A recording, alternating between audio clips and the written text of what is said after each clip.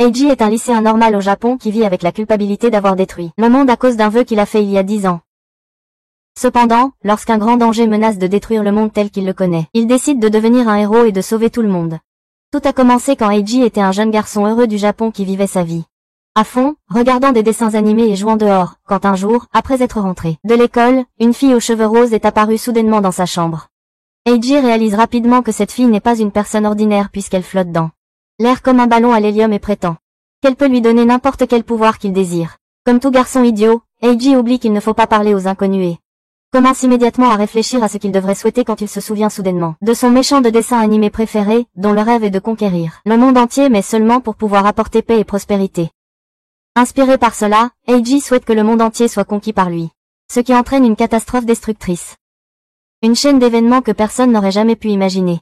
Le monde entier commence à se détruire alors que le sol se fissure sous leurs pieds, et que le ciel se déchire, libérant des horreurs au-delà de l'imagination.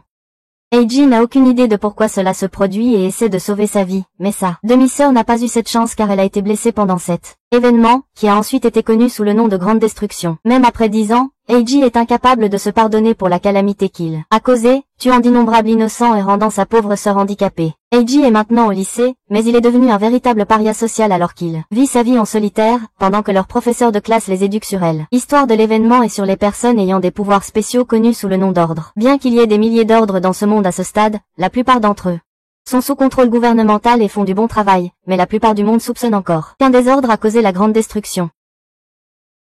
Eiji commence à se sentir mal à l'aise par rapport au sujet et s'excuse de la classe, prétendant qu'il ne se sent pas bien. En rentrant chez lui, il aperçoit un groupe de personnes menant des manifestations contre l'existence des ordres, affirmant qu'ils devraient être condamnés à mort. Il les ignore et retourne dans sa chambre où il trouve Daisy, la fille aux cheveux roses, qui lui a donné ses super pouvoirs au départ. Il se fâche un peu et lui demande pourquoi elle est là, alors même qu'il lui avait dit de rester loin de lui. Daisy lui dit de se calmer, elle s'est assurée que sa sœur Sana ne l'ait pas vue. Eiji s'assoit et demande pourquoi elle continue de créer des ordres, même après avoir compris à quel point ils peuvent être destructeurs. Daisy affirme simplement que c'est son travail d'accorder ses souhaits et qu'elle ne peut pas simplement arrêter de le faire. Elle lui dit de ne pas se reprocher ce qui s'est passé il y a 10 ans, car elle pense toujours que la grande destruction n'était pas liée à son souhait.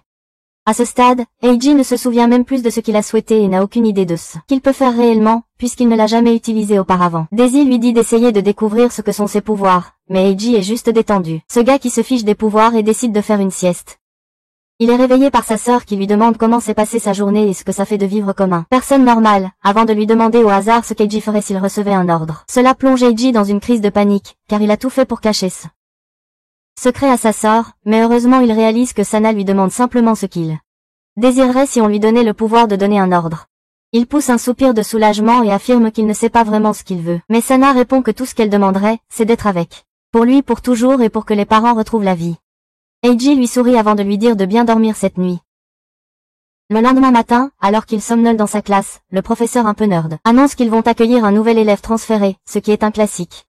L'élève transféré s'avère évidemment être une belle fille aux cheveux roses qui n'est sûrement pas une psychopathe. La fille se présente comme Rin et Eiji commence immédiatement à fantasmer sur elle dans son propre esprit en pensant à quel point elle est jolie. Ce soir-là, alors qu'il s'apprêtait à entrer chez lui, il est surpris par Rin qui l'appelle depuis derrière, affirmant qu'elle vient d'emménager à l'étage au-dessus mais malheureusement s'est retrouvée enfermée dehors sans clé. Eiji la regarde comme un idiot, ne sachant pas quoi dire, tandis que Rin demande s'il pourrait utiliser son téléphone pour appeler un serrurier pour elle. Eiji réalise que c'est une bonne excuse pour toucher ce cul et commence immédiatement à ouvrir la porte d'entrée pour l'inviter à entrer, mais on ne devrait jamais penser avec son autre tête dans cette situation car Rin immédiatement déchire un taser dans le derrière, le mettant KO. Quand il se réveille enfin, il se retrouve dans son salon pendant que Rin sort une katana de son sac, lui disant qu'elle est une assassin qui est ici pour le tuer pour toujours. Eiji ne comprend pas pourquoi elle voudrait ça, mais Rin répond qu'elle sait que c'est lui l'ordre qui a provoqué la grande destruction avec son vœu et que pendant ce temps, sa mère a été brûlée vive tandis que son père est mort par asphyxie en essayant de la sauver. Elle lui dit qu'elle l'a cherché pendant les 10 dernières années et qu'elle va maintenant savourer ce moment.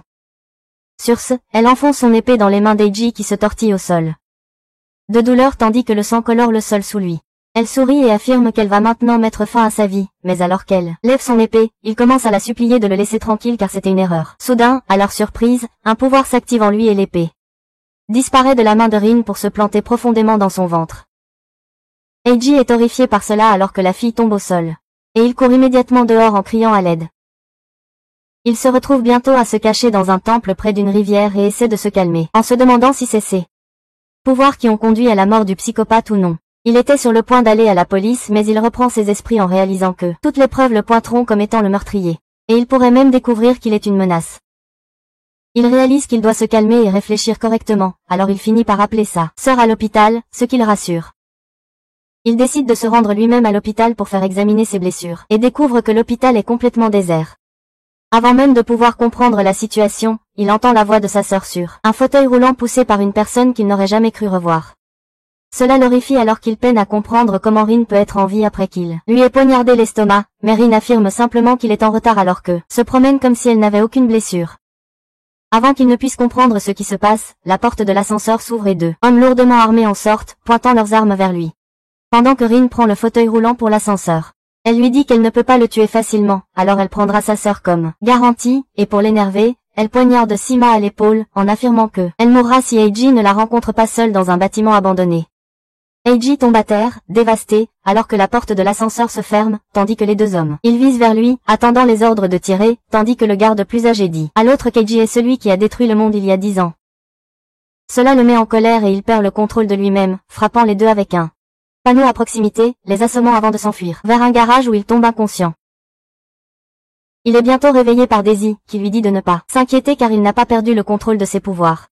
Il ne comprend pas ce qui se passe, et dit à Daisy qu'il était sûr que Rin était mort, mais Daisy lance la bombe en révélant que Rin est en réalité aussi une commandée. Elle affirme que Rin a été moralement blessée par un incendie il y a 10 ans lors de la catastrophe, quand elle a été choisie comme commandée et, pour son souhait, elle a demandé le pouvoir de régénération. Selon Daisy, le pouvoir de régénération de Rin est si puissant qu'elle est pratiquement immortelle à ce stade, puisqu'elle peut guérir même des blessures les plus graves. Daisy lui dit qu'il doit utiliser ses pouvoirs spéciaux s'il veut avoir une chance face à Rin, mais Eiji ne veut pas être la raison. Pour les morts innocents encore une fois, alors il refuse.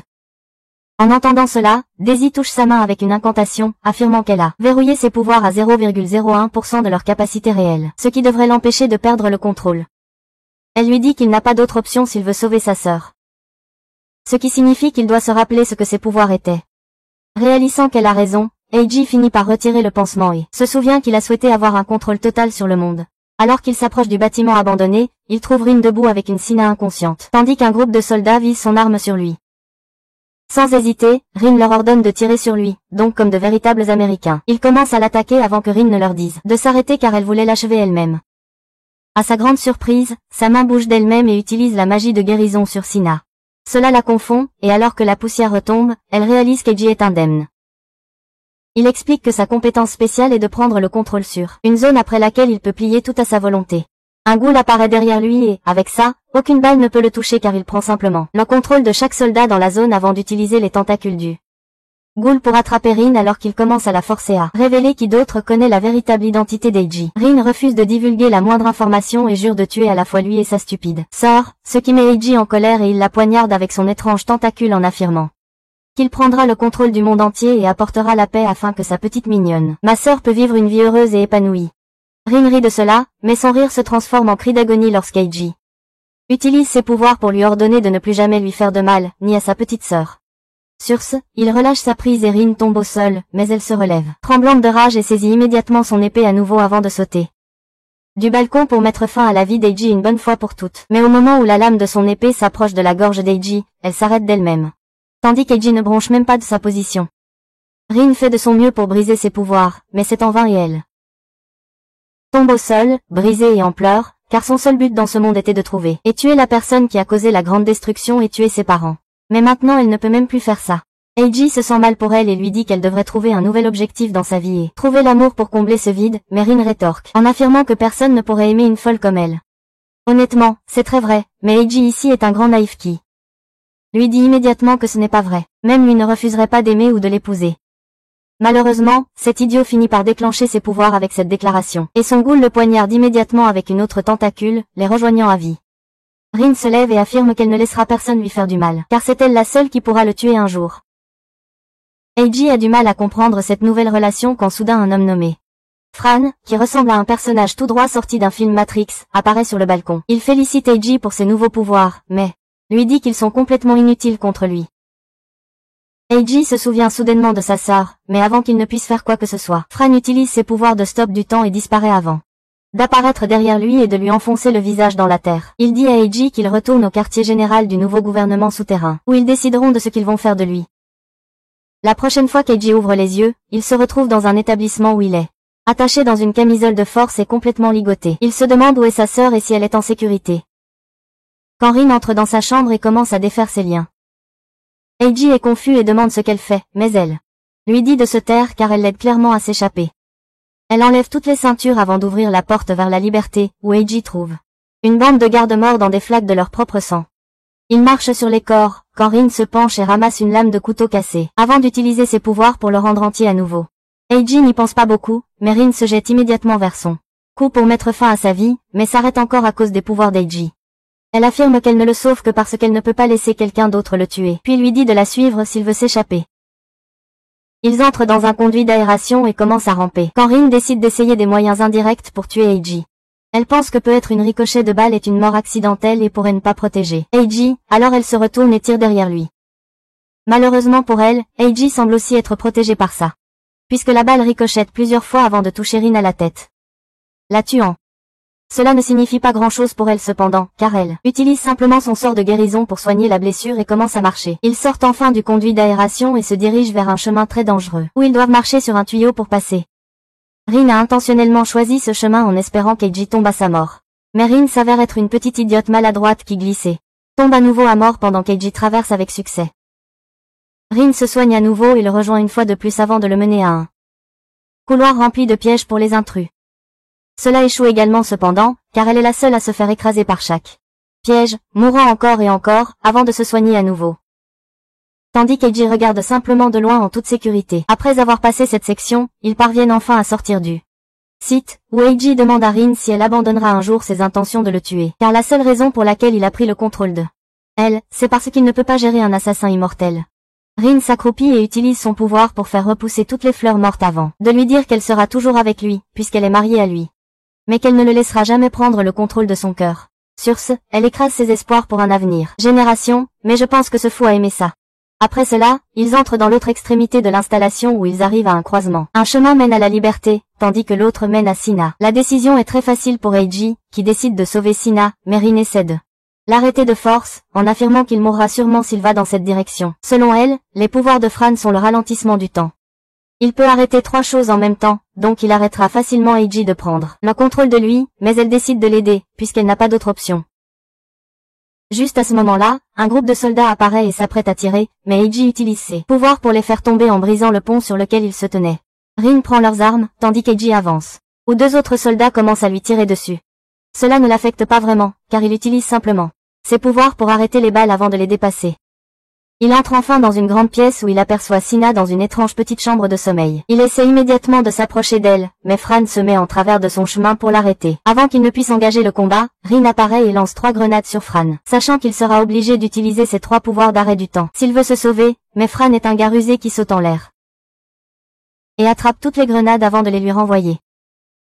Ils commencent tous les deux à foncer l'un vers l'autre, et Rin réalise que Fran joue à un jeu de bravoure en espérant qu'Eiji utiliserait ses pouvoirs pour arrêter la grenade avant qu'elle ne les tue, donnant ainsi à Fran une ouverture pour attaquer. Mais Eiji ne mord pas à l'hameçon et décide simplement d'y aller. Fran est choqué par cela, mais se rend compte qu'il est trop tard pour qu'il puisse faire quoi que ce soit. Et ils vont tous les deux mourir, mais heureusement un 3e personnage intervient et utilise ses pouvoirs de paix pour imposer un cessez-le-feu. Ils s'arrêtent tous les deux tandis que les grenades tombent au sol sans exploser. L'homme affirme qu'il est l'ordre avec le pouvoir d'imposer la paix à quiconque ce qui les forcera à renoncer à toute action agressive. Avant même qu'Eiji ne puisse comprendre ce qui se passe, plusieurs autres personnes entrent dans la pièce et l'entourent de tous côtés. Rin lui crie de se calmer, car ce sont les 10 meilleures commandes du moment. Eiji est trop choqué pour bouger pendant qu'un des grands hommes ressemblant à un samouraï s'approche de lui et le félicite d'avoir prouvé sa valeur. Il s'avère que ce n'était qu'un test pour voir s'il était digne ou non. Eiji est toujours confus, alors l'un des hommes aux cheveux blancs nommé Yoshi explique que quand Eiji a provoqué la destruction de l'ancien monde, le nouveau monde est né avec toutes les nouvelles commandes. Pour contrôler toute destruction supplémentaire, l'ONU a créé un petit gouvernement clandestin, contenant les ordres les plus stricts pour maintenir le contrôle. Cependant, maintenant, avec les pouvoirs d'Eiji, ils ont décidé de prendre le contrôle du monde entier afin de créer un lieu de paix et de prospérité où les ordres sont vénérés et respectés, et non dénigrés par les humains normaux. Eiji est choqué par cela et regarde simplement Sina, lorsque Yoshi lui dit de ne pas s'inquiéter car Fran a arrêté sa maladie du sang grâce à son arrêt du temps, lui donnant ainsi suffisamment de temps pour trouver un remède approprié pour elle. Il affirme que ce sera tout ce dont Eiji a toujours rêvé, mais Eiji n'en est pas si sûr. Yoshi affirme qu'ils ont déclaré leur indépendance avec Eiji comme roi et qu'ils ont déjà déclaré la guerre au Japon. Cela surprend Eiji et il demande ce qu'il se passerait s'il refusait de les rejoindre. Mais Yoshi sourit simplement en affirmant qu'il peut sûrement faire cela, mais ils ont déjà déclaré la guerre en son nom et ont aussi révélé au monde qu'il est celui qui a provoqué la destruction de l'ancien monde. Eiji réalise qu'il n'est qu'une marionnette dans le complot pour la domination mondiale. Et ils ont essentiellement pris Sina en otage pour s'assurer qu'Eiji ne décide pas de les trahir. Il est bientôt appelé au conseil de guerre où tous les officiers sont déjà assis, Yoshi à leur tête. Eiji s'assoit à l'autre bout quand une garce aux lunettes nommée Mary commence à expliquer leur plan d'attaque. Eiji se rend compte qu'ils le mettent en première ligne sans aucune raison. Et demande si leur roi devrait prendre de tels risques, mais ils se contentent tous de sourire sur lui, pendant que Mary lui dit que le roi doit toujours montrer l'exemple. Eiji essaie de concevoir une stratégie alternative, mais le conseil la rejette purement et simplement, ce qui l'énerve et il crie sur Yoshi, seulement pour que le bâtard à 4 yeux utilise ses pouvoirs spéciaux, comme une lampe de poche ou quelque chose, pour l'aveugler en lui disant de parler avec respect. Elle lui dit de fermer sa gueule et de changer pour la réunion, car il n'est qu'un chiot et devrait parler moins. Fâché, Eiji retourne dans sa chambre et se change pour quelque chose de plus présentable. Mais en revenant vers la salle du conseil, la petite fille aux cheveux bleus passe devant lui et lui tend une arme, affirmant que ses pouvoirs de divination prédisent qu'il en aura bientôt besoin. Eiji est déconcerté, mais il se rend dans la salle du conseil où Mary lui dit de s'asseoir, car ils vont maintenant parler avec le premier ministre de la région voisine. Il se connecte à un appel où Mary dit au premier ministre que tous les membres du gouvernement clandestin sont contrôlés par les pouvoirs d'Eiji et qu'ils sont plus ou moins forcés de faire un coup d'état. Eiji est agacé qu'on lui fasse porter le chapeau pour tout, mais il garde le silence pour sa sœur Sina. Avant que Mary ne puisse en dire plus, le petit premier ministre lui dit de se taire, car il ne croit pas qu'ils soient tous sous le contrôle d'Eiji. Il coupe la diffusion pour montrer une pièce remplie de membres de la famille, de toutes les 10 factions du gouvernement clandestin. Il affirme que, puisqu'ils sont tous sous le contrôle d'Eiji, ils ne devraient pas pouvoir faire quoi que ce soit pour l'en empêcher, et à ce moment-là, il ordonne l'exécution des otages pour avoir été associés aux traîtres. Mary est choquée par cela alors que les soldats commencent à couper la tête des otages, un par un sans aucune pitié, tandis que les membres de l'ordre regardent impuissants. Eiji est horrifié par cette barbarie, tandis que Mary se met à craindre pour la vie de son petit frère. Avant que le premier ministre ne puisse ordonner son exécution, Eiji rit et affirme que le fait qu'il tue des otages ne signifie rien, et avec cela, il sort son arme et tire sur Mary dans la poitrine. Le premier ministre est choqué, mais Eiji ne s'arrête pas là et commence à tirer sur chaque membre des 10 ordres qui s'effondrent tous au sol, apparemment morts. Le premier ministre ne s'attendait pas à cela et est à court de mots, mais en réalité, Eiji a utilisé ses pouvoirs pour empêcher les balles d'atteindre les ordres. Il était sur le point de clore la réunion quand la porte derrière lui s'ouvre et Rin surgit avec une épée à la main. C'était très inattendu, car la stupide idiote se jette sur Eiji pour l'abattre. Mais Eiji n'a pas le temps de réfléchir et lui tire dans la tête, avant de la doubler devant le monde entier. Il se tourne alors vers le premier ministre choqué et lui dit de lui remettre calmement la ville, sinon il détruira tout. Dès que la réunion se termine, tous les membres de l'ordre se lèvent lentement tandis que Rin se soigne elle-même, se demandant ce qu'elle a fait pour mériter un tel traitement. Quoi qu'il en soit, les membres de l'ordre semblent satisfaits des résultats, car le premier ministre pense probablement qu'Eiji est le seul responsable de tout cela à ce stade. Le lendemain matin, ils se préparent tous pour la première attaque et Eiji est envoyé à infiltrer la ville aux côtés de Rin et d'un groupe de soldats. En marchant à travers les tunnels, Eiji dit à Rin qu'il va lui montrer le vrai pouvoir des 10 ordres et les forcer à trouver un remède à la maladie de Senna. Rin prétend que c'est un plan stupide, mais Eiji affirme que leur destin est entrelacé, et qu'elle devra l'aider quoi qu'il arrive.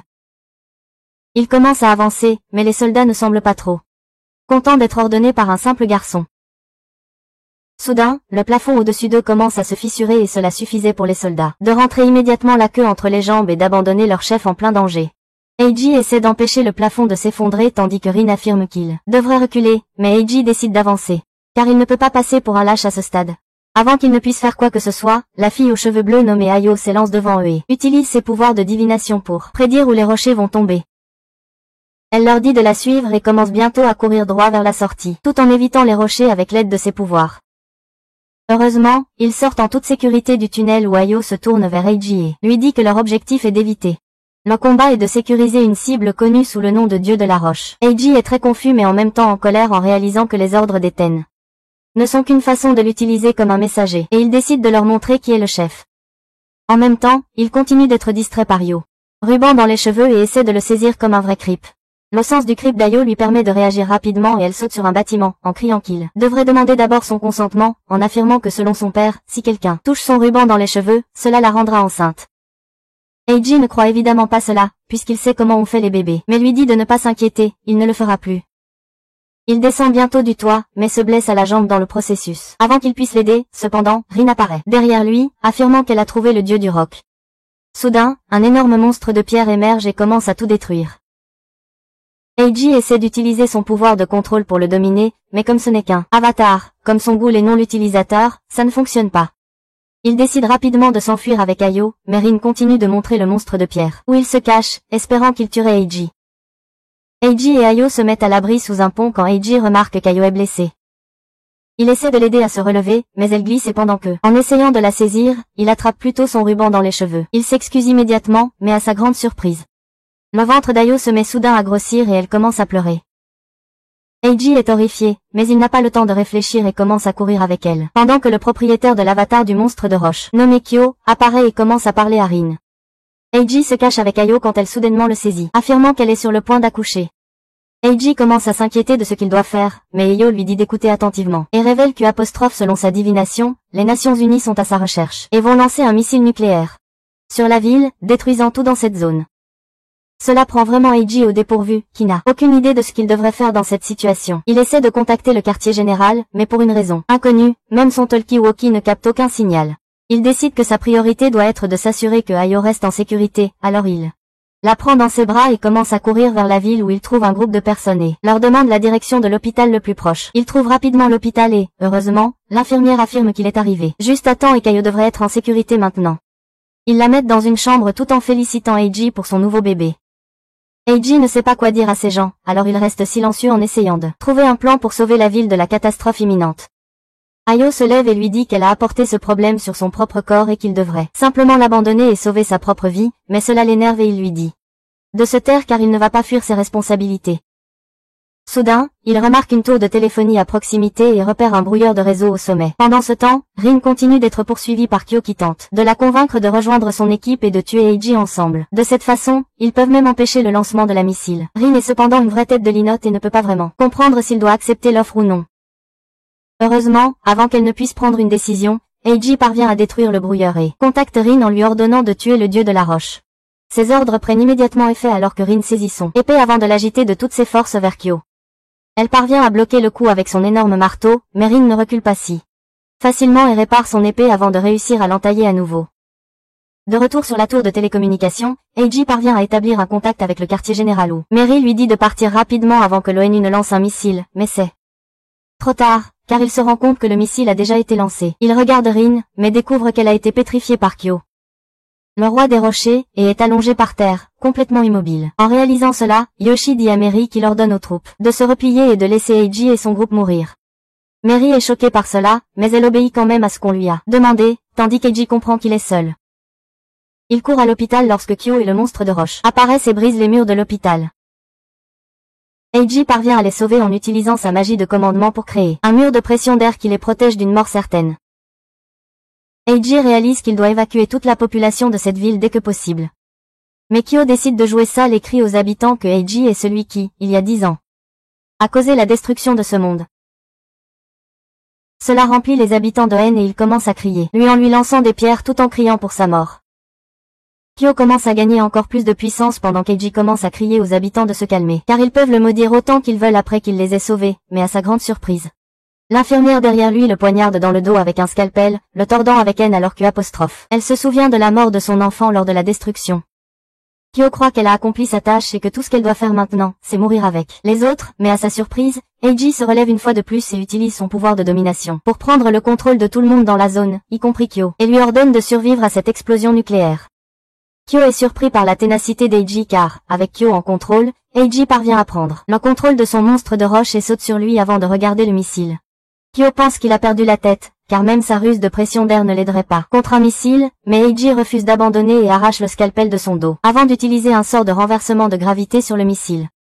Cette astuce ralentit un peu le missile, mais ce n'est toujours pas suffisant pour l'arrêter, alors Eiji utilise le monstre de roche comme un bras géant pour saisir le missile. Ça fonctionne pendant quelques instants, mais finalement ça casse complètement et maintenant Eiji était sur le point d'admettre sa défaite quand Ben, le samouraï, et une blonde apparaissent de nulle part. Et Ben utilise son avatar pour pulvériser instantanément le missile. Eiji est choqué par cela car il ne comprend pas comment quelqu'un peut faire ça, mais Ben affirme qu'il a demandé une force inégalée et maintenant, il peut immédiatement effacer n'importe quoi au niveau atomique. Kyo s'énerve à ce sujet et essaie d'utiliser le dieu de la roche pour écraser complètement Eiji pendant qu'il tente de l'arrêter. Elle commence à pleurer en affirmant qu'Eiji ne peut pas se repentir de ce qu'il a fait toutes ces années auparavant, mais juste au moment où il allait être écrasé, Ben et la blondinette apparaissent et l'aident à arrêter le point en affirmant qu'ils sont reconnaissants du fait qu'Eiji a sauvé tous les membres de la famille des désordres. Il se prépare en étant informé du lancement d'un nouveau missile. Eiji se prépare à l'intercepter, mais le dieu de la roche commence à se désintégrer. Eiji décide qu'il ne peut pas admettre sa défaite maintenant et utilise l'antigravité pour tenter de stopper le missile tout en utilisant ses compétences pour empêcher les rochers de tomber sur les habitants. À ce moment-là, Kyo commence à douter d'elle-même en réalisant que même si tout le monde déteste cet homme, il essaie quand même de les sauver en risquant sa propre vie. Cela la motive à l'aider, alors elle met toute sa puissance dans le dieu de la roche, mais même cela ne suffit pas. Il crie à l'aide et heureusement un Ordremo apparaît et dépose Rin à côté d'Eiji, qui utilise sa magie de guérison pour régénérer le dieu de la roche, ce qui parvient à ralentir assez le missile pour que Ben le détruise, sauvant ainsi tout le monde dans la ville. Quelques jours se sont écoulés depuis, et tout le monde se détend tranquillement. Quand soudain, Lauren la blonde se précipite vers Eiji pour lui dire que Sena a été réveillée par Yoshi et qu'elle l'attend.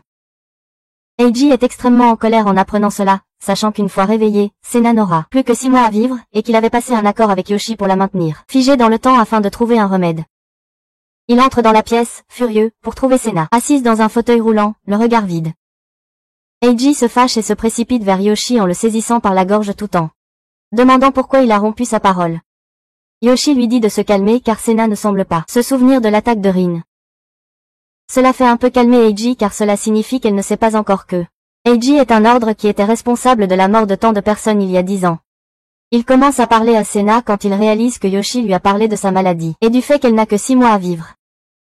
Elle commence à craquer et gifle son frère pour avoir traité cela de connaissance et de souffrance seule pendant si longtemps, mais Eiji lui serre dans ses bras et lui promet de ne plus jamais lui mentir. Sur ce, il la prend dans ses bras et la ramène au lit, où un avertissement apparaît sur le fait qu'ils ne sont pas liés, avant une scène de bain parfaitement innocente et PG.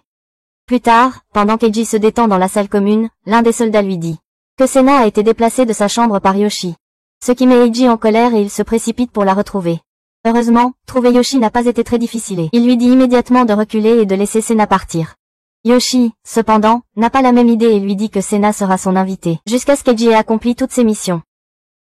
Eiji réalise que cela signifie simplement que Sena est une otage et utilise son pouvoir de domination pour prendre le contrôle de son fauteuil roulant et le diriger vers lui.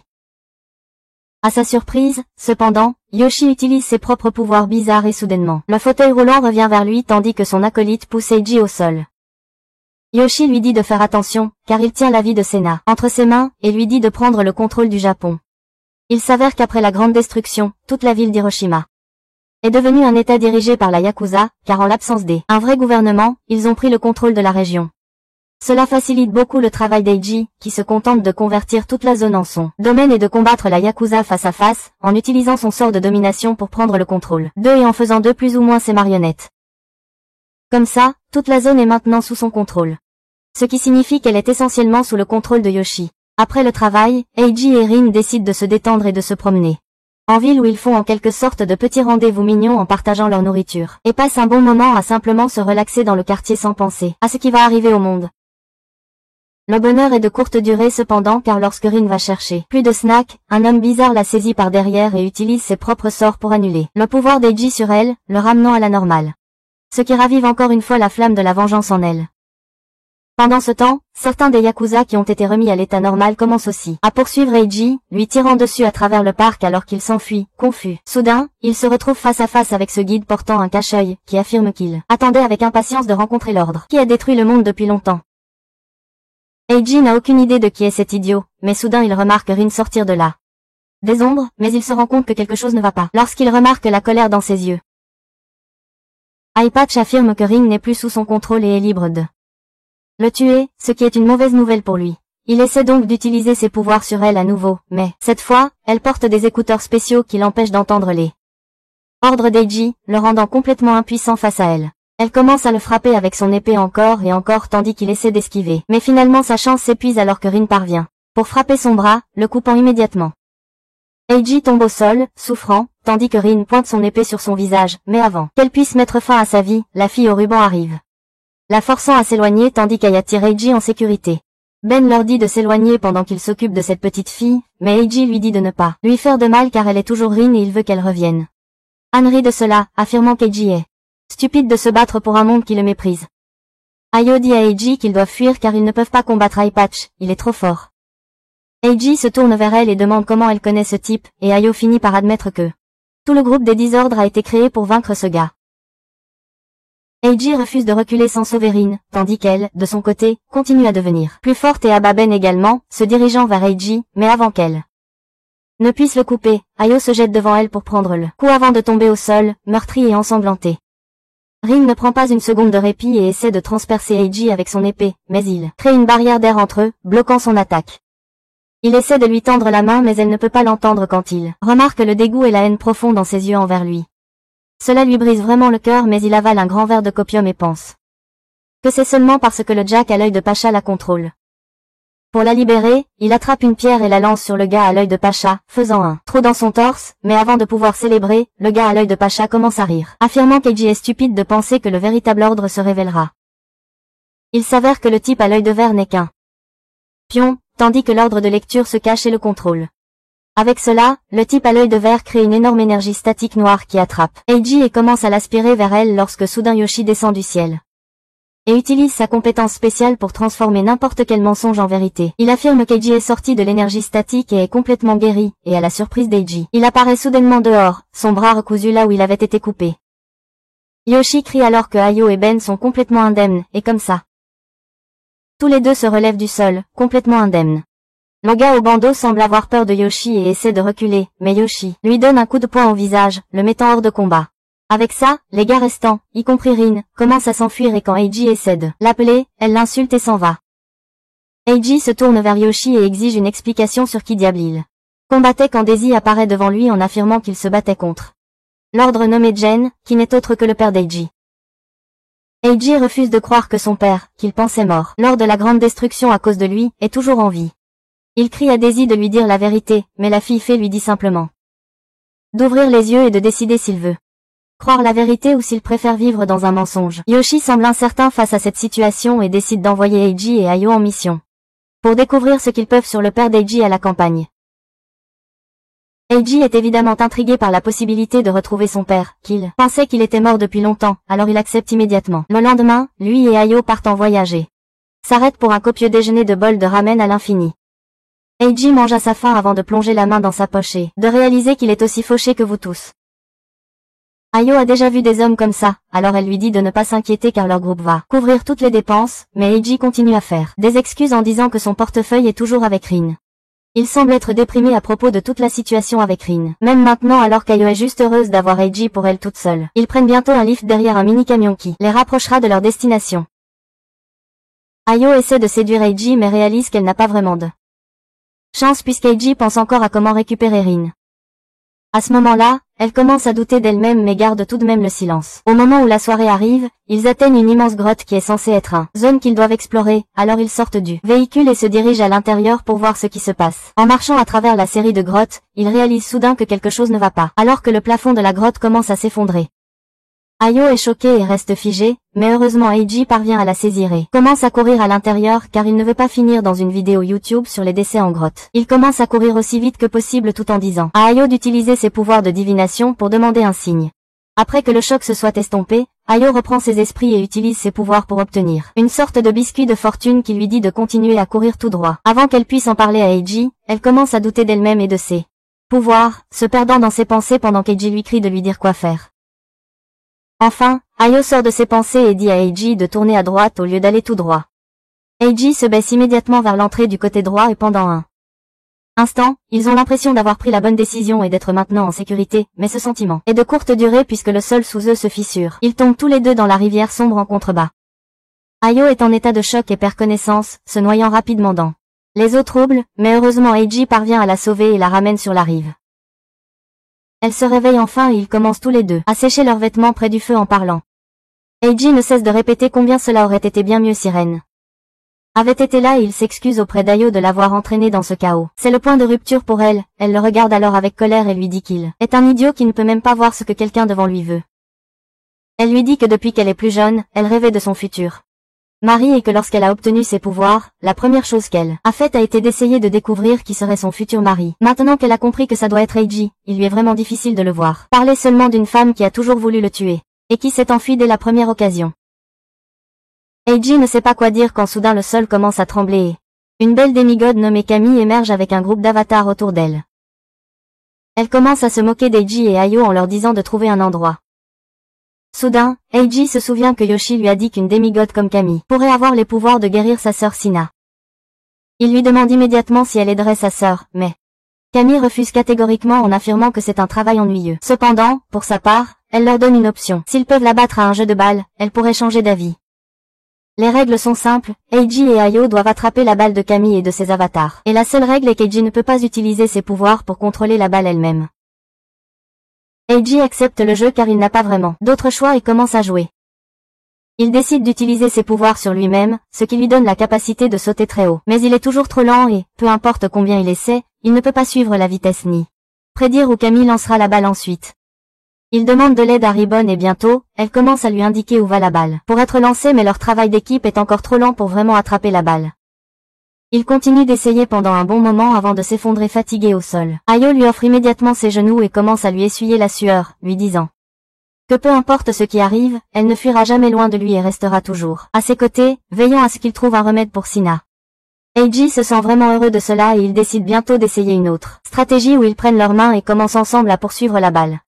De cette façon, Eiji n'a pas besoin d'attendre les prédictions d'Ayo car il peut le sentir dans sa main et sa vitesse s'améliore beaucoup. Ils commencent à se rapprocher de plus en plus de la balle mais ils ne parviennent toujours pas à l'attraper. Ils retombent tous les deux au sol, haletant, alors qu'Eiji réalise que lui et Ayo ont atteint leur limite physique, mais il ne peut pas reculer maintenant, alors il essaie une stratégie alternative et commence à utiliser son avatar pour tenter d'attraper la balle. Camille affirme que c'est une stratégie intéressante mais ne pense pas que ça fonctionnera. Quand soudain Eiji passe à l'action et parvient à attraper la balle avant de retomber au sol. Camille réalise qu'Eiji a utilisé son avatar comme leurre pour la distraire, mais c'était quand même un jeu équitable, alors elle accepte de les accompagner pour essayer d'aider Sina. Avant qu'ils ne puissent même reprendre leur souffle, un surfeur australien entre avec une rivière rapide et utilise ses pouvoirs pour essentiellement les noyer tous ensemble. Heureusement, Eiji a été rapide et parvient à créer une barrière d'air autour d'eux, mais ce n'est pas suffisant. Un gars australien enfile son équipement de plongée et entre dans l'eau avec un fusil harpon, pendant que Camille dit à Eiji qu'il doit rapidement penser à quelque chose avant qu'il n'ait plus d'air. Kei leur donne l'idée de fusionner leurs avatars pour créer un meilleur avatar, alors, ils essaient, et en se tenant la main, ils sentent les pouvoirs couler en eux et soudain, un nouvel avatar apparaît avec les pouvoirs d'Eiji et d'Ayo. L'avatar parvient à prévoir où le harpon allait frapper et utilise les capacités d'Eiji pour le ralentir, s'assurant qu'il ne soit pas blessé. Enfin, pour en finir avec le gars australien, Eiji prend le contrôle des poissons qui nagent près d'eux et les lance sur le type australien, le mettant KO. Il l'attache pendant que Camille affirme que ce type australien fait partie d'un groupe appelé les SP6. Elle lui demande pourquoi ils la poursuivent, mais le type australien ne répond pas et crie pour Daisy qui apparaît immédiatement comme par magie. Soudain, elle les met en appel vidéo avec le gars à l'œil patché, qui donne des ordres à d'autres, avant que l'un des autres ne les insulte. Les pouvoirs de la lame dimensionnelle pour les frapper à travers l'écran. Eiji pensait que c'était juste pour le spectacle, mais à sa surprise et à son horreur, les lames apparaissent devant lui, se dirigeant droit vers eux pour les tuer. L'attaque touche Camille, la tuant, et la nouvelle parvient bientôt à Yoshi. Il atteint immédiatement le quartier général où Eiji est déjà présent. Yoshi dit à Eiji qu'il a bien fait de combattre un ennemi et aussi de vaincre Camille dans son jeu, mais Eiji ne s'en soucie pas. Il dit à Yoshi d'utiliser son pouvoir et de ramener Camille à la vie, mais il répond que cela aussi. Beaucoup de temps a passé depuis sa mort et il ne peut rien faire maintenant. Il ordonne alors à Eiji de retourner à leur quartier général car son travail est terminé. Eiji se plaint qu'il ne peut pas mettre le Japon sous son contrôle s'il est coincé au quartier général, mais il décide ensuite d'abandonner, en croyant que Yoshi pense qu'il est inutile maintenant. Juste à ce moment-là, le magasin à $1 Orochimaru tape dans le dos d'Eiji et dit que si leur ennemi Gem utilise son pouvoir pour créer une autre grande destruction, Maintenant, il ne pourrait sauver ni Sina ni personne d'autre. Eiji est choqué d'apprendre que son père est lié à la grande destruction et il se défoule contre Yoshi en lui demandant ce qu'il lui cache. Il déclare qu'il ira sauver Rin, même s'il doit le faire seul, lorsque Yoshi le pousse soudainement contre la chaise et lui dit qu'il y a 10 ans, il était chercheur dans une certaine institution dirigée par son père. À cette époque, Yoshi n'était qu'un ordre qui n'avait pas vu le vrai monde et était accro à ses recherches. Jen était son supérieur et mentor, qui le traitait avec gentillesse, mais cela a commencé à faire courir des rumeurs à propos de comment Yoshi laissait Jen le frapper derrière des portes closes pour obtenir plus de fonds de recherche. Ses collègues ont commencé à le détester, mais Jen a toujours soutenu Yoshi parce qu'il était en train de travailler sur un dispositif spécial qui pouvait convertir la volonté des gens en énergie. Jen croyait que le dispositif apporterait du bonheur à beaucoup de personnes et il a dit à Yoshi d'être plus fier de lui. Yoshi admirait Jen, mais un jour, il a soudainement changé. En entrant dans son bureau, Yoshi l'a trouvé sombre et envahi par des fleurs et tous les scientifiques de l'établissement gisaient sans vie sur le sol. Yoshi a demandé à Jen ce qui se passait, et il lui a dit d'être témoin de l'accomplissement de son plus grand rêve, un système capable de réaliser le souhait de n'importe qui. Ce système s'appelait Daisy, la même fée qui exauçait tous les souhaits. Jen a libéré Daisy dans le monde pour exaucer les souhaits des gens, et bientôt, le souhait d'Eiji a détruit le monde. Cependant, tout cela était selon le plan de son père, mais il n'était pas satisfait du résultat, car il souhaitait que le monde entier soit détruit afin qu'il puisse le reconstruire à partir de zéro, comme dans son village Minecraft. Yoshi dit à Eiji que si Jen le met la main dessus, il déclenchera une nouvelle grande destruction et cette fois il accomplira sa mission. Il se laisse emporter par ses émotions en disant qu'il ne le laissera pas faire et Eiji le repousse parce que la scène commence à ressembler à un drame BL plutôt violent. Une fois arrivé dans sa chambre, Eiji décide de parler à Daisy car elle doit connaître toute la vérité.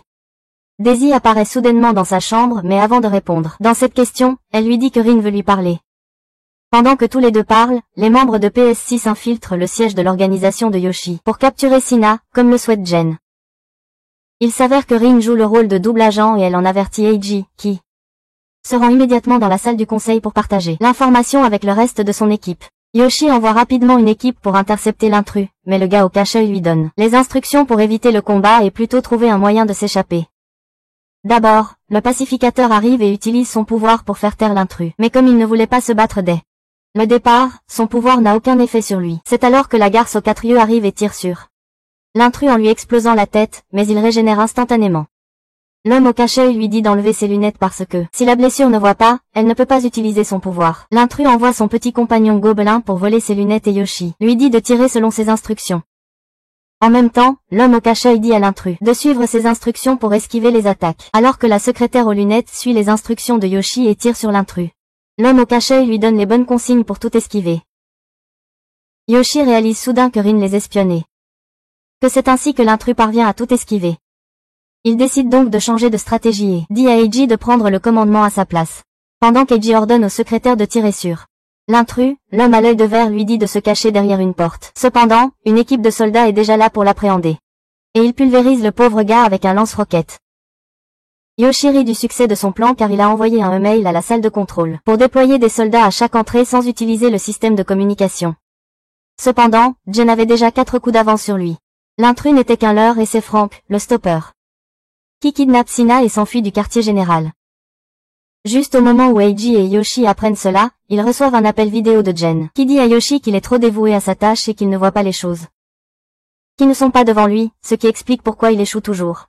Eiji maudit Jen en lui demandant pourquoi diable il kidnappe Sina, et Jen répond qu'il fait simplement son devoir de père en prenant soin de sa fille. Il termine l'appel sur cette note et Eiji est dévasté car il a enfin obtenu une vérification de première main que Jen est bien son père. Ayo lui donne la localisation approximative de Sina, et Eiji décide de la sauver seule. Yoshi essaie de l'arrêter en disant que si Jen le capture, cela mènera à une autre grande destruction, mais Eiji se moque du destin du monde s'il peut sauver sa sœur. Il libère alors tout le monde de son contrôle en disant à Yoshi que ils n'ont jamais vraiment été une équipe avant de quitter la pièce. Il profite de la capacité d'Orochimaru du magasin à $1 à se téléporter à travers l'espace. Mais en arrivant à destination, il découvre que cela a été détruit de la même manière que la grotte de Kami. Pendant ce temps, Frank emmène Sina à un navire où Eyepatch et Rin sont prêts à la récupérer. Frank dit à Eyepatch qu'il a conclu un accord avec Jen et qu'il remettra la fille directement à lui. Eyepatch dit qu'il devrait en parler et demande à Rin de garder Sina avec elle un moment. Pendant que les deux frères prennent un bain, Rin raconte à Sina comment Frank a perdu sa femme et ses enfants lors de la grande destruction et il souhaitait avoir le pouvoir d'arrêter le temps pour pouvoir les sauver. Il n'a pas pu les sauver cette fois-là, mais Jen a promis de ramener sa famille à la vie en échange de l'amener à elle. Rin lui dit aussi qu'Eiji est à l'origine de la grande destruction et qu'elle veut se venger de lui.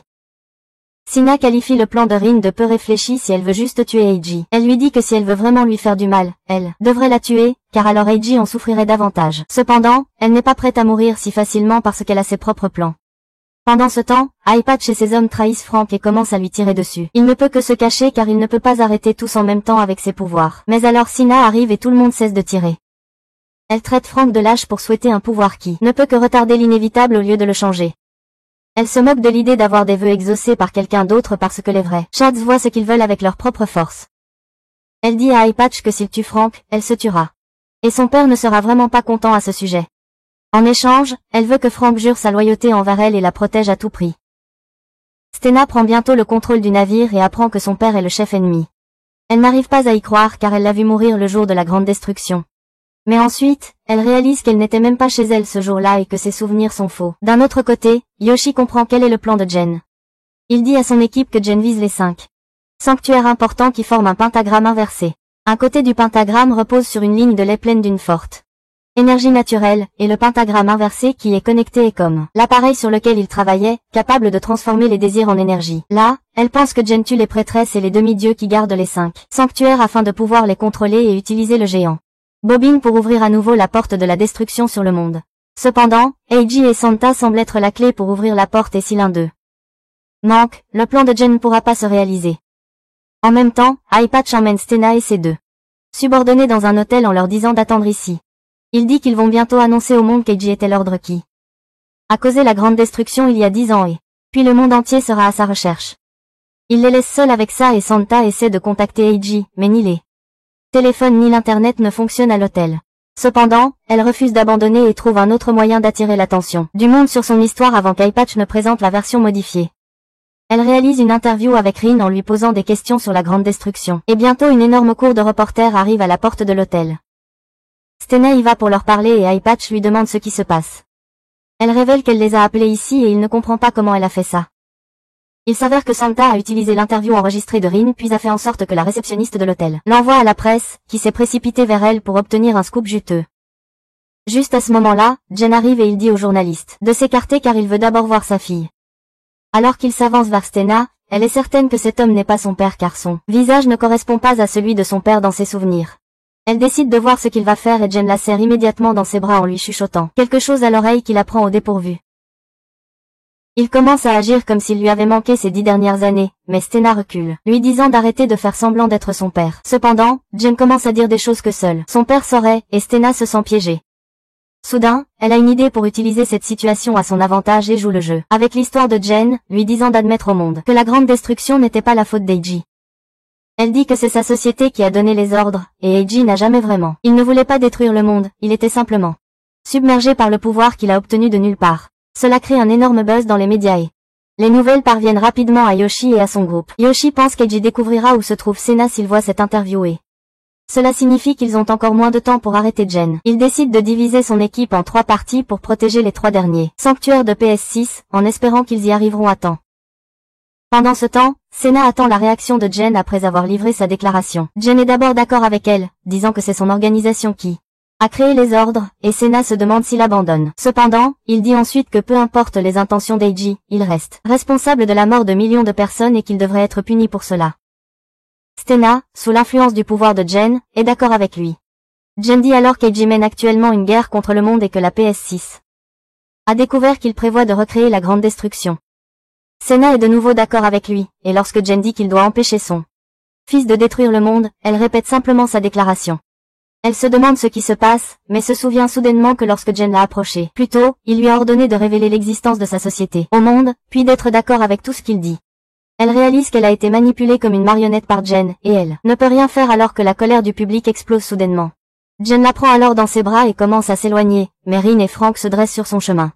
Le porteur de l'œil de verre essaie de les dominer, mais Rin pointe son épée sur lui, menaçant de le tuer avant qu'il ne puisse les toucher et activer ses pouvoirs. Cependant, Jen décide de libérer ses pouvoirs à ce stade. Et il soumet à la fois Rin et Frank sans transpirer. En même temps, Eiji entre dans l'hôtel où Sena est retenue captive grâce au pouvoir de Walmer Orochimaru.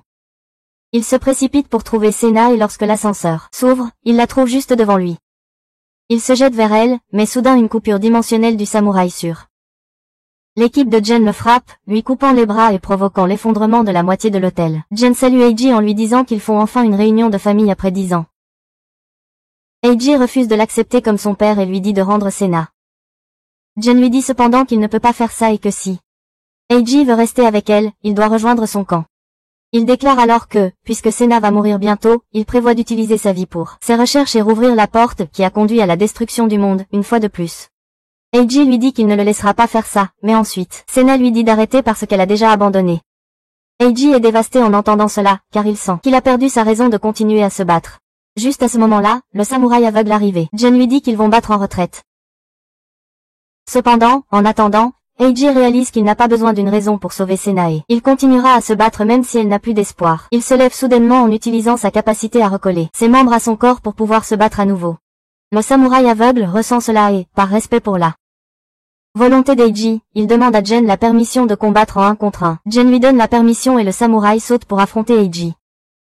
Eiji utilise d'abord les capacités de l'intrus pour invoquer des dizaines de petits gobelins, pour attaquer le samouraï qui pense qu'ils ne sont que des leurs. Mais ensuite, Eiji se précipite directement vers lui. Le samouraï ne comprend pas sa stratégie mais quand il utilise sa frappe dimensionnelle, elle traverse Eiji parce qu'il est trop proche de lui et ne touche que les gobelins.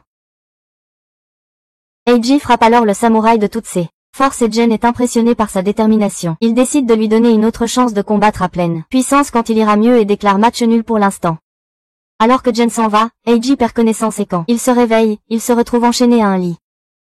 Il se demande où il est et Ayo lui dit qu'il est dans une planque en ce moment.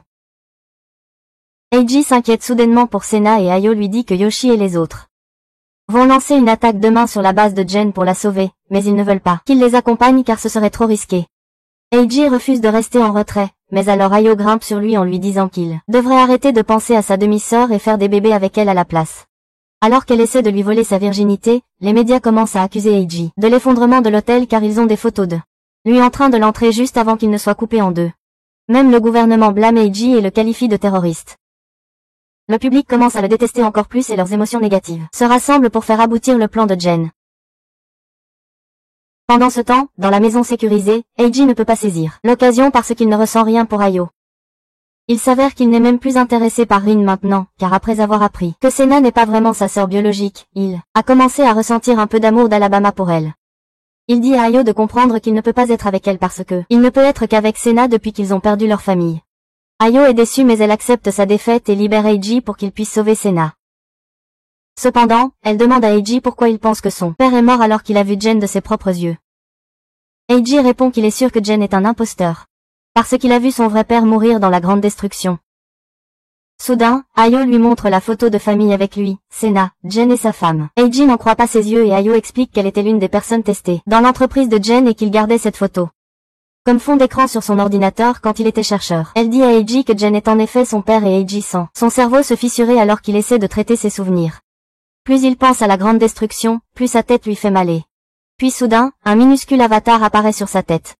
Peu après, Daisy apparaît également en disant qu'il semble impossible de cacher la vérité plus longtemps. Eiji lui demande ce qu'est la chose sur sa tête et elle lui dit que c'est une capacité qui a altéré ses souvenirs tout ce temps. Elle lui dit qu'il n'a pas le temps de s'inquiéter de ça parce que Sena va déclencher une autre grande destruction bientôt. Pendant ce temps, les forces de Yashii lancent leur attaque contre la base de Jen avec des chars et des soldats armés. Les ordres de son camp infiltrent aussi la base. Mais l'équipe de Jen déploie ses ordres pour les arrêter. Pendant ce temps, Jen emmène Sena avec lui devant une immense porte dorée en lui demandant si elle s'en souvient. Sena lui dit qu'elle ne se souvient de rien à ce sujet, mais Jen lui dit de se concentrer car elle a vu cette porte qui mène au monde où tous les souhaits de l'humanité peuvent se réaliser. Il lui explique qu'il y a 10 ans, il cherchait un moyen de transformer les désirs en énergie parce qu'il voulait trouver un remède pour la condition de Sena. Il a continué à travailler sans relâche, et un jour il a eu une vision du portail qui mène au monde des esprits. Jen dit que leur corps se trouve dans le monde physique, c'est pourquoi les propriétés physiques y sont prédominantes. Mais de l'autre côté, l'esprit règne en maître et les souhaits peuvent devenir réalité. Jen dit à Sena qu'après des années de travail acharné, il a réussi à manifester le portail et à contacter la femme de l'autre côté. Sena a été la première personne à voir son souhait exaucé, et, à cause de cela, la porte s'est ouverte et des ordres sont nés. Sena a mal à la tête en entendant cela car elle est aussi sous l'effet du même avatar modifiant la mémoire. Elle commence à se blâmer pour la grande destruction. Mais Jen lui dit que ce n'était pas sa faute. Au contraire, c'était lui la cause de la grande destruction. Cependant, quand Sena a ouvert la porte, elle s'est brisée et maintenant elle est la seule à pouvoir la réparer et la rouvrir. Soudain, le petit avatar de la tête de Senna apparaît et Jen utilise son pouvoir pour le détruire, la forçant à se souvenir de tout. Dès que Senna se rappelle qu'elle était la première personne à entrer dans le monde mental au lieu d'Eiji, la porte s'ouvre. Juste à ce moment-là, Rin arrive après s'être libérée de prison, mais avant qu'elle puisse faire quoi que ce soit, l'avatar de Jen la gifle et l'assomme. D'un autre côté, l'équipe de Yashii rencontre des difficultés à combattre Jen lorsqu'Eiji arrive en volant avec Ayo. Il entre par le toit, sauve la femme aux 4 yeux de elle. Attaque d'un vieux homme louche, puis se précipite en avant pour sauver Senna sans faire de pause. Il la trouve inconsciente dans un pod de sommeil et lui dit qu'il va la sauver. Bientôt, mais Jen dit qu'il n'est pas nécessaire, puisque Senna a accepté de coopérer avec lui. Il dit que grâce à elle, ils ouvriront la porte vers le monde mental et tout le monde pourra voir ses souhaits se réaliser. Eiji lui demande ce qui se passe si les souhaits de 2 personnes s'opposent et Daisy apparaît pour lui donner la réponse. Elle utilise son pouvoir pour montrer à Eiji un monde où Senna est en bonne santé et ils vivent heureux ensemble. Eiji est choqué de voir cela. Et alors qu'il revient à la réalité, Daisy dit que dans le cas de 2 souhaits qui se contredisent, un monde parallèle sera créé pour accueillir le second souhait. Dans le nouveau monde, si 2 souhaits se contredisent, un autre monde sera formé et un nombre infini d'univers sera créé. Comme ça jusqu'à ce que chacun puisse obtenir ce qu'il désire. Jen dit à Eiji qu'il devrait arrêter de se battre contre lui parce qu'il fait cela pour le bien de l'humanité. Il dit qu'il peut réaliser son rêve de rendre Senna en bonne santé grâce à ça. Mais Eiji répond que si cela arrive dans un autre univers, ce ne sera pas réel. Jen lui dit que ce sera aussi réel que. Mais comme un idiot qui ne comprend pas la théorie du multivers, Eiji refuse de le croire. Il s'approche de Senna, la réveille pour qu'il puisse rentrer chez eux. Mais Senna lui dit de ne pas interférer avec le plan de son père. Elle le poignarde soudainement et Eiji est choqué tandis que Senna lui dit qu'elle est celle qui a vraiment causé la grande destruction il y a 10 ans. Eiji demande à Senna pourquoi elle fait ça et Senna répète simplement sa déclaration. Il refuse de le croire, puis Jen dit la même chose. L'idée que Senna soit responsable de la grande destruction. Eiji leur dit à tous les deux qu'il se souvient clairement qu'il était le coupable mais alors, Daisy apparaît devant lui en lui rappelant qu'elle lui a déjà dit que ses souvenirs sont défaillants.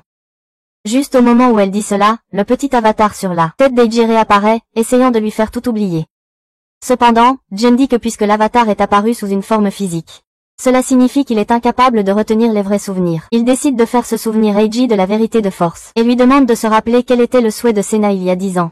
Il se souvient soudain que c'était Senna qui avait souhaité dominer le monde afin qu'elle puisse vivre heureuse avec sa famille pour toujours. Parce que son souhait était innocent et sincère, il s'est manifesté comme la capacité la plus puissante. Mais la petite Senna ne pouvait pas la contrôler.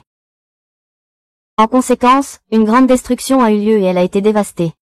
Elle a commencé à se blâmer pour cela et bien que Jen ait été surpris qu'elle ait souhaité pour quelque chose d'extraordinaire comme ça, au lieu de simplement devenir en bonne santé, il était heureux que la porte soit enfin ouverte. Cependant, alors que Senna tombait plus profondément dans la culpabilité, la porte commença à se fermer. Eiji dit à Senna que ce n'était pas de sa faute, mais rien de ce qu'il disait ne pouvait la convaincre. Juste à ce moment-là, Daisy lui dit de faire son vœu et il décida de prendre tous les péchés de Senna sur lui. Grâce à son vœu, il manifesta le petit avatar et obtint le pouvoir de voler sa mémoire et ses capacités. Pour s'assurer que Senna ne se souvienne pas de cet incident, il a modifié les souvenirs de leurs parents également, et cela avait bien fonctionné jusqu'à présent. En réalisant cela, l'avatar est détruit et tombe au sol, désespéré. Senna lui dit qu'à cette époque, leurs parents allaient divorcer. Mais elle ne voulait pas cela. Elle a essayé de dominer le monde pour s'assurer qu'ils restent ensemble. Mais elle n'a pas pu contrôler ses pouvoirs et elle a détruit le monde.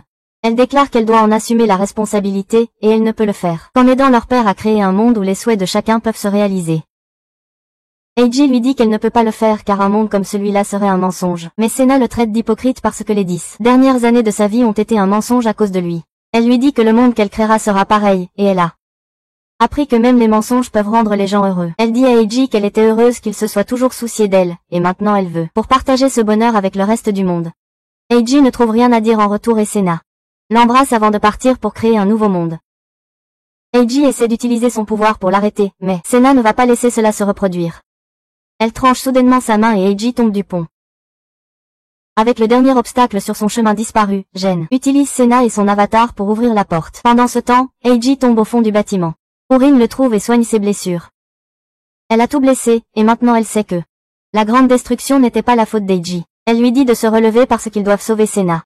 Mais pour l'instant, Eiji est la définition du vide intérieur. Il repose mollement par terre, et Rin se met soudainement à pleurer. Elle commence à se sentir coupable d'avoir essayé de le tuer après avoir appris qu'il ne l'avait pas fait. Tue ses parents, et elle s'excuse pour toutes les choses terribles qu'elle lui a faites. Elle prend un éclat de verre et se l'enfonce dans l'œil en guise d'excuse, puis dit à Eiji qu'elle ferait n'importe quoi pour lui. La garce bipolaire commence alors à le frapper, lui disant de revenir à ses sens, pour qu'il puisse sauver Senna, mais Eiji lui dit que il n'a plus la motivation de faire quoi que ce soit maintenant. Il lui dit que Senna l'a rejeté, et maintenant il n'a plus le droit de l'arrêter. Rin lui demande s'il va être un lâche et laisser Senna mourir, mais Eiji n'est toujours pas convaincu. Elle lui dit que s'il aime Senna, il ne la laissera pas mourir même si elle le déteste, et ces mots aident enfin Eiji à se ressaisir. Il demande à Rin de l'aider à sauver Senna, et elle accepte avec plaisir. Elle l'embrasse, puis tous les deux combinent leur avatar avec leur désir commun de protéger Senna. Pendant ce temps, Jen ouvre la porte, et un filtre noir et blanc dégueulasse est appliqué à tout le monde. Juste à ce moment-là, Yoshi arrive également avec son équipe, et il pointe immédiatement un bloc dit à Jen qu'il lui faisait confiance et le respectait, mais qu'il l'a trahi. Il s'avère que la haine de Yoshi envers Jen n'est que le reflet de ses problèmes avec son père, car il voulait que Jen l'utilise comme la première personne dans l'expérience pour débloquer le monde mental. Il dit à Jen que s'il l'avait laissé faire le premier vœu au lieu de Senna, la grande destruction ne se serait jamais produite et tout le monde serait heureux. Voyant que Yoshi n'a pas ce qu'il faut pour tirer sur Jen, son coéquipier se lève pour l'éliminer en utilisant sa capacité de kamikaze. Cependant, il se fige soudainement, puis la poule aux 4 yeux se précipite pour attaquer Jen. Elle se fige aussi grâce à Frank qui protège Jen, et Yoshi décide de contrer ses capacités en utilisant son pouvoir. Malheureusement, sa capacité ne peut pas annuler le gel du temps de Frank tant qu'il est en vigueur. Alors il décide de tirer sur Senna à la place. Frank arrête également la balle, puis Jen fait appel à son samouraï aveugle pour continuer le combat. Yoshi décide de l'affronter de front lorsque soudain Eiji et Rin arrivent sur place. Ils se précipitent vers le samouraï qui les coupe facilement, mais en utilisant leur puissance combinée, Eiji et Rin se soignent instantanément, tandis que Rin bloque l'épée du samouraï et crée une ouverture. Eiji le met KO d'un coup de pied. Ils se précipitent alors vers Jen, et tous deux utilisent leur capacité pour dominer l'autre. Eiji déclare qu'il sauvera Senna, et Jen répond qu'il réalisera son souhait. Leur affrontement crée d'énormes vagues qui commencent à déformer l'espace autour d'eux. Et Jen dit à Eiji d'accepter le fait que Senna ne veut pas être sauvée. Il lui dit qu'il ne peut pas sauver Senna, et même s'il le fait, elle ne vivra que 6 mois, et il sera haï par tout le monde dans le monde. Cependant, Eiji s'en moque. Il dit que Senna se sacrifie parce qu'elle pense qu'elle est un fardeau pour sa famille à cause de sa maladie. Il déclare qu'il n'abandonnera pas Senna alors qu'elle souffre autant, puis il s'oppose à Jen, disant que sauver la vraie Senna est bien mieux que laisser tout le monde exaucer ses souhaits dans un monde de rêve. Il dit à Jen d'admettre qu'il se fiche en réalité des souhaits de Senna et que c'est juste le scientifique en lui qui veut finir ses recherches qu'il a gâchées il y a 10 ans. Eiji se précipite alors soudainement sur Jen, le renversant d'un coup de poing. Voyant cette opportunité, Yoshi dit au pauvre Orochimaru d'ouvrir un portail qui s'ouvrira juste devant Frank. Il tire une balle à travers le portail, réalisant que Frank ne peut que stopper le temps 3 fois, et il ne pourra pas arrêter cette balle. Comme Yoshi l'avait prévu, la balle frappe Frank à la tête, le tuant instantanément. Sa capacité à arrêter le temps s'estompe, et avant que la balle ne puisse atteindre Senna, Jen se sacrifie pour la sauver. Il tombe du pont, laissant Senna à Eiji, qui se précipite pour l'emmener chez elle. Cependant, juste au moment où elle prend sa main, elle ressent la venue de la déesse du monde mental arriver dans leur monde. Une main géante sort du portail, et tout le monde est choqué de la voir. Ils essaient d'arrêter la main, mais la déesse est la source de tout leur pouvoir. Et naturellement, leur capacité ne fonctionne pas contre elle. Lorsque sa main touche le samouraï, il se désintègre soudainement, et lorsqu'elle touche le pont, le monde commence aussi à être influencé par son pouvoir. Juste à ce moment-là, Big Ben arrive et attaque la main avec son avatar, qui disparaît au contact de son créateur. Immédiatement après, une méchante brune utilise son pouvoir pour invoquer une main géante en pierre, et cela peut en quelque sorte arrêter la déesse pendant un moment. Cependant, tout le monde sait que ce n'est qu'une mesure temporaire, et s'il ne stoppe pas la déesse, le monde sera reconstruit selon les souhaits de Jen. Soudain, Eiji a une idée, et il appelle Daisy, lui rappelant qu'auparavant elle a limité son pouvoir à la 1000e partie de sa pleine puissance. Il lui demande ce qui se passerait si elle lui donnait toute sa puissance, et Daisy répond que il pourrait tout contrôler dans le monde avec sa pleine puissance. Mais s'il perd le contrôle, il détruira le monde. Eiji lui dit qu'il est prêt à prendre la chance, et Daisy lui donne son plein pouvoir. Eiji souhaite immédiatement que le monde devienne un endroit où Senna peut vivre heureux. Le monde entier change instantanément à cause de son souhait, puis l'avatar d'Eiji attaque la déesse, lui brise la main et la ramène dans le monde mental avant de fermer la porte. Avec cela, la connexion entre les deux mondes est détruite et tous les ordres perdent leur capacité. Peu après, la vérité sur la grande destruction est révélée au monde. Et cela s'avère être le plus grand coup de pub au monde, car tous ceux qui considéraient Eiji comme un méchant commencent à le voir comme un héros qui a sauvé le monde. La paix revient dans le monde, et Eiji peut passer sa vie heureux avec Rin, Ayo et Senna, qui n'est plus malade.